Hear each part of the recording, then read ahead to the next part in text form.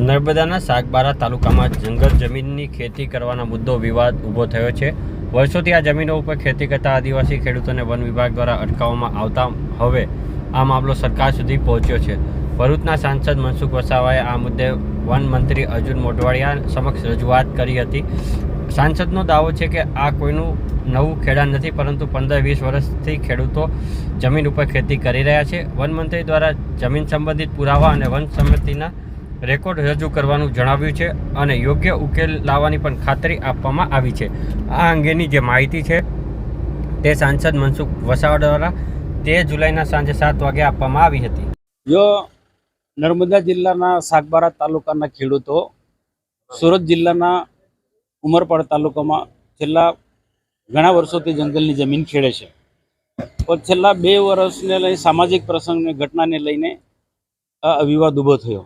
તો એના કારણે ફોરેસ્ટ વિભાગે આ ખેડાણ કરતો એમને અટકાવી દીધા છે છેલ્લા 2 વર્ષથી।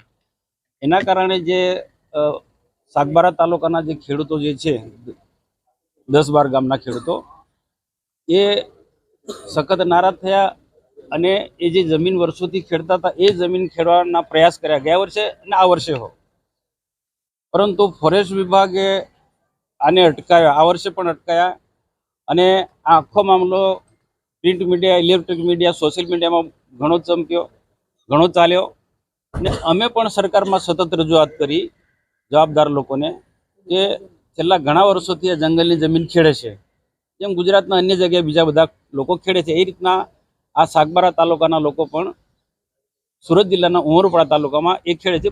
બોર્ડર પર આવેલી જમીન એ ખેડે છે, તો એમને ખેડવા દેવું જોઈએ। નવું ખેડાણ હોય તો અમે માંગણી કર્યા, નવું ખેડાણ નથી, છેલ્લા જૂનું 15-20 વર્ષનું આ ખેડાણ છે, તો એને અટકાવવું ન જોઈએ। અટકાવવું હતું તો શરૂઆતમાં જ તમારે અટકાવવું હતું। આ રીતના અમે વાત કરીને આજે માનનીય વન મંત્રી અર્જુનભાઈ મોઢવાડિયા સાહેબ,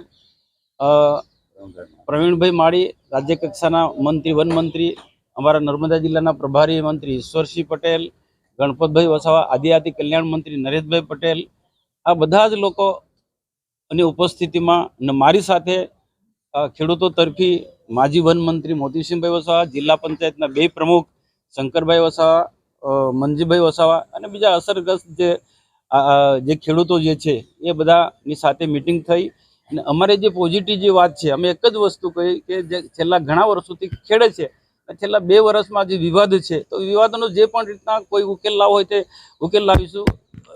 સુરત જિલ્લાના ઉમરપાડા તાલુકાના ખેડૂતો અને સાગબારા તાલુકાના જે ખેડૂતો વચ્ચે અમે સમાધાન કરીને કોઈક ન કોઈ રીતના અમે જે પણ નાનો મોટો જે ઝઘડો હશે એ અમે લાવીશું। જે જંગલ પરનો જમીનનો જે છેલ્લા ઘણા વખતથી જે ખેડાણનો જે હક છે એ ખેડવા દેવું જોઈએ, એ રીતના વાત કરી।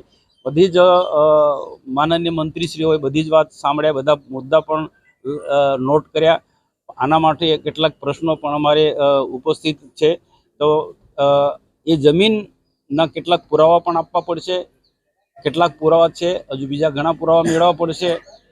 પંચાયત, ગ્રામ પંચાયત કે વન સમિતિ શું કહેવા માંગે છે એ માટે પણ વન સમિતિ પાસેનો અભિપ્રાય લેવા પડશે। તો પણ સરકાર પોઝિટિવ છે। માનનીય વન મંત્રીની આખી જે મંત્રીમંડળની ટીમ હતી અમારી સાથે જે બેઠક કરી એ પોઝિટિવ છે અને કોઈને કોઈ રીતના આનો સુખદ અંત આવવો જોઈએ, એ રીતના આજે બેઠકમાં નિર્ણય થયો। ત્યાંના આદિવાસી પાસે તો એવા પુરાવા થયા હોય સાહેબ, અને અત્યારે ખેડવા દેશે કે નહીં એ સીધો પ્રશ્ન છે કે ખેડવા દેશે કે નહીં ખેડવા દેવું, તમને કોઈ બાહેધરી આપી છે કે નહીં? જો આમાં ખેડવા દેવા એના માટે પણ સરકાર અને કેટલાક પુરાવાની જરૂર પડશે। ખેડવા દે એટલે નવું ખેડાણ ઉપસ્થિત થાય। પણ વિષય એ છે કે અત્યારે કૃષિનો સમય, તો અત્યારે જ મંજૂરી નહીં મળે તો આખું વર્ષ જે પાછલા વર્ષે ફેલ થયું હતું એવી રીતે આ વર્ષે પણ થવાનું, તો અત્યારે એ પ્રકારની અહીંયા ધારણા આપી છે કે ભાઈ અત્યારે ખેડો, પુરાવા આપજો, ના આપે તો પછી આમાં શું છે, ફોરેસ્ટના જે કાયદા એવા છે ને એમાં એક વન મંત્રી પણ અભ્યાસ વગર કહી ના શકે ચાલો ખેડો।